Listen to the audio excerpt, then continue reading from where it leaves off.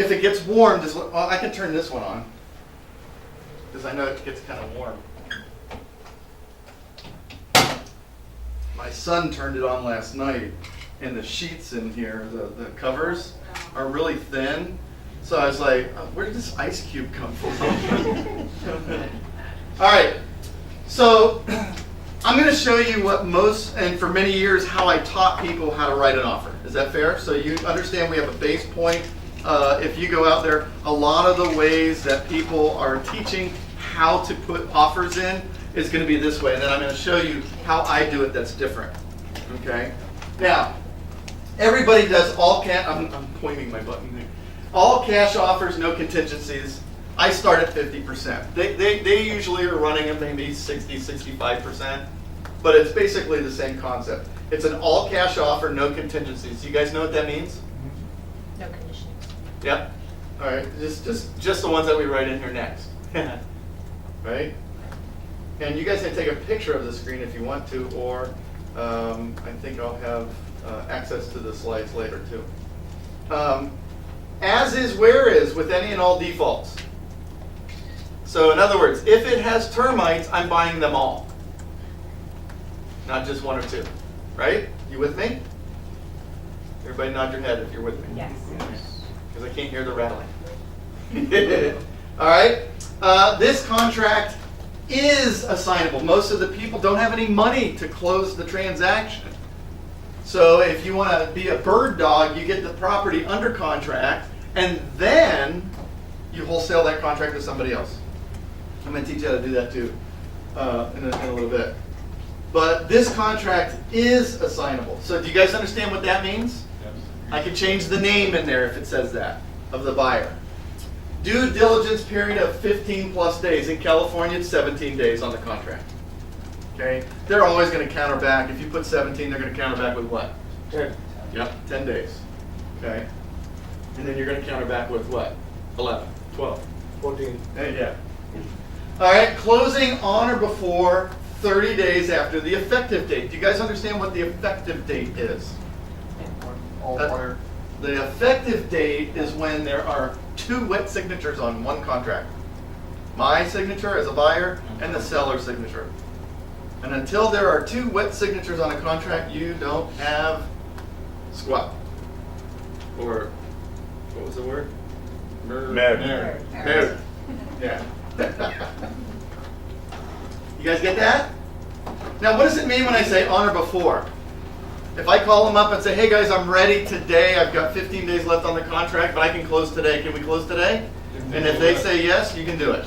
Okay? But they can't call you up on the 15th day and say, we want to close on the 15th day, and we're going to force you to do it because I've got on or before. So it has to be a mutual agreement. Okay? And the earnest money deposit will be delivered, I used to teach, 3 days after the effective date, and it would be between $100 and $1,000.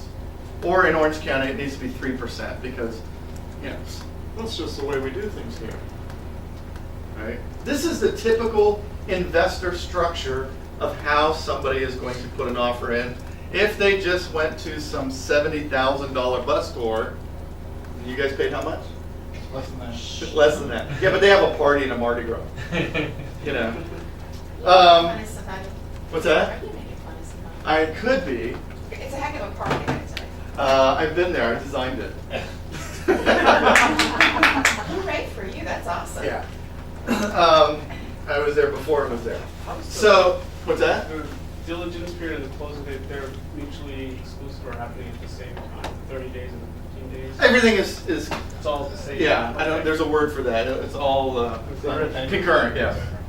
Thank you. I did tell you guys I dropped out of school in 9th grade, right? No? Yeah. But I do have a 144 IQ.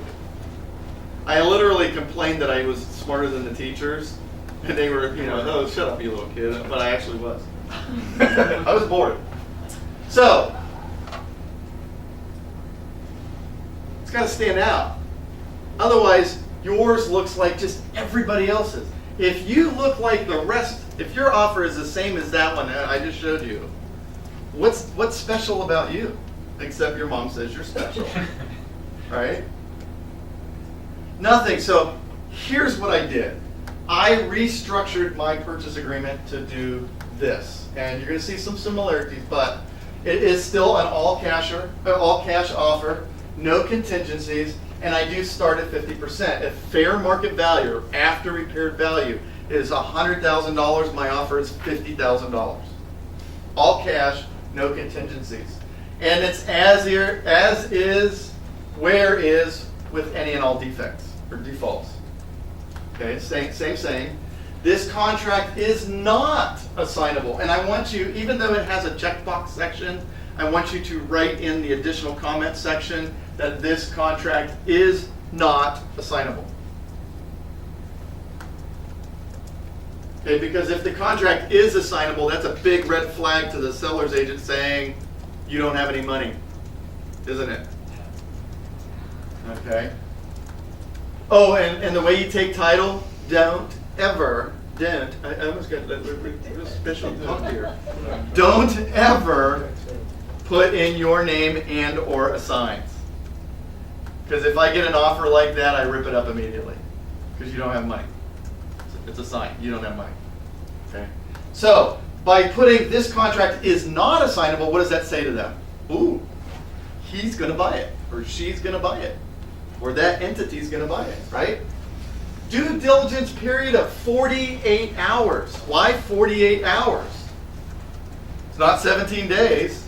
It's not even 2 days. It's 48 hours. Because it doesn't cost you anything, and it makes them know you mean business. See? I'm not going to tie them up for 10 days to say I don't want it. Oh, we're going to know right away. Oh, wait, this guy's pretty serious. He's ready to go. Okay? So, do you know the difference between 48 hours and 2 days? Not really. Nothing. It's psychological. 48 hours is much sooner than 2 days. I don't get it, but it's true. Closing on or before 5 days, not 30 days, after the effective date. Am I serious? Can you close in 5 days? Yes. It's a $50,000 offer on a $100,000 house. Okay? Oh, and my earnest money deposit will be $50,000. Okay, so my contract offer is $50,000 on a $100,000 house, and I'm putting $50,000 in escrow. So Does that look serious? Yeah. Hey, everybody else is putting $100, $1,000, and 3%. 3% of $50,000, what? $1,500? I'm putting $50,000 in escrow. When? as soon as 3 days after the effective date. Yeah. So let me explain that to you real quick. When you put an offer in and they call you up and they said, hey, they've accepted your deal, do we have an effective contract? No, No. When do we have an effective contract? when you sign it. When I sign it and they sign it. Well, if I already signed it and I'm waiting for them to sign it, how long, and I do a lot of bank-owned properties, how long do you think it takes the bank to send me back the signed copy? 5 to 7 days. Okay? So add 5 to 7 days to all of these numbers. Right? I'm going to give you some verbiage. And I'm going to tell you what it is right now, but I've got a slide that tells you so you can copy it down. But it states all contract time frames and contingencies are subject to the buyer receiving a fully executed contract and all addendum. Don't worry about trying to write it down. Fully executed contract and all addendum. Now the cool thing about that is I'll say, hey, they'll call me up, hey, they accepted your offer, I need the earnest deposit. No, I've got 3 days after the contract is in full effect. Read your copy of it. I agreed to it. You agreed to it. Let's not screw up the contract right off the bat here. I don't want you guys defaulting already. Throw it back on them. And she says, oh, okay. So they call the agent and says, hey, before my client, you agreed to 3 days after the effective date, I need a copy of the signed contract. So they send it over in about 5 days. And they're also going to send over an addendum. Because they all send an addendum. And it has all kinds of stuff in it that totally reiterates everything that you agreed to on the contract, right? And right at the top it says, do not change anything on this addendum. Just sign it. Well, of course I'm going to change it because they told me I can't. I will not comply. Right? So what happens is you're going to get an extra 3 to 5 days because they send that addendum over without a signature on it. So they send that over and they say, hey, Cliff, we need you to sign that and get it back to us. And oh, by the way, I need that earnest money deposit. And I'm like, I don't have an effective contract or addendum. So when you guys get serious about your business, you told me you're this professional real estate agent and you do things all so with such grandeur, right? Let's keep to the contract. So this is actually going to give you about 7 to 10 days before your time clock starts. Okay, does that make sense?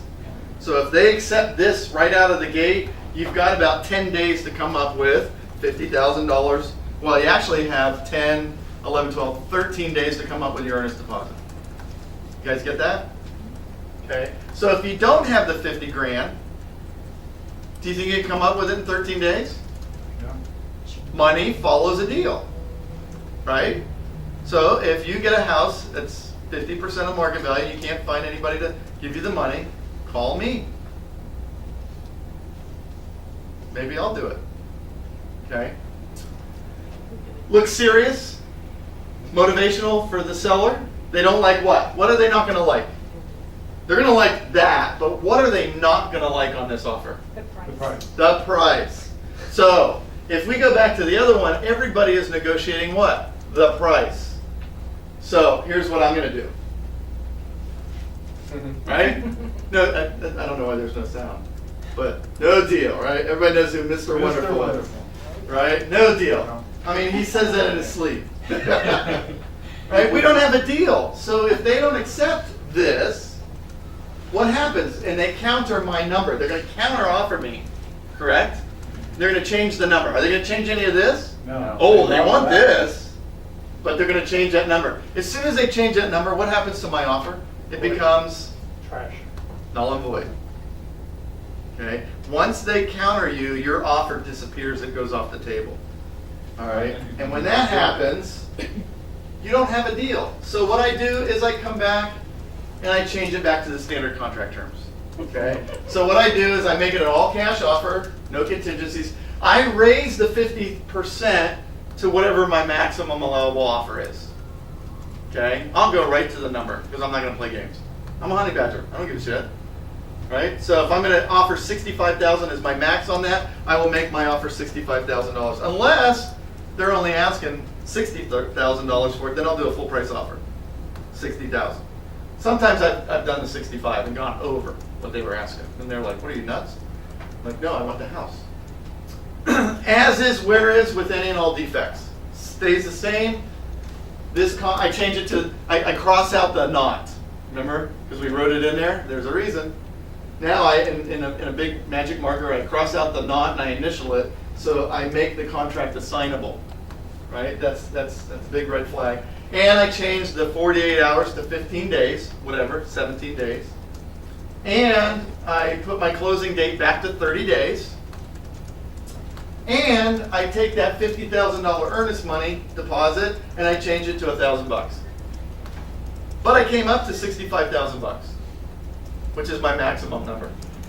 Now, if I negotiate, I can't negotiate anymore on numbers, but I can negotiate these terms back again, can't I? To whatever I'm comfortable doing. Well, they're going to call my agent up, and they usually say, not the abbreviated version, but they actually say Whiskey Tango Foxtrot. What the flock of seagulls? What are you doing? What the hell is this? We liked your initial offer. We were just off on the price. What the hell is all this? And he says, well, it's real simple. When we made that offer, you rejected it. And in order to get that number and those terms, they go together. So if you want those terms, you have to accept that $50,000 offer. If you don't want the $50,000 offer, you need to accept these terms. And the most we can do is, like I said, $65,000. Then they say, well, we need your final and best because we have multiple offers on the property. Great, you're holding it. Okay? Let me know what happens. Right? I will tell you that this puts your offer, if you've got an agent, and now I'm being trying to draw a picture here. I don't know what the term for that is. When they get a whole bunch of offers in, imagine they're in folders. And if they have 40 offers, like they tell you they have like multiple offers, and they can't set them on their desk, they have to put them on the ground, right? So the ones that all look like crap go on the ground, and the ones that they're interested in are on their desk. Mine's on top of those. Okay? And we're talking on the phone. Does it always work out? No. Am I always talking to them? Most likely. Okay? I've gone in a market in Florida where I went every 50 offers to get one down to 1 in 6. Just using that. Not changing my numbers or anything. You know, I'm using the same figures. In California, it's 1 in 25, down from 100. Northern California coastal, you're going to put in 100 offers before you get one. How many in California you said went from 1 in 100 to 1 in 25? 1 in 25. And these are my students' results.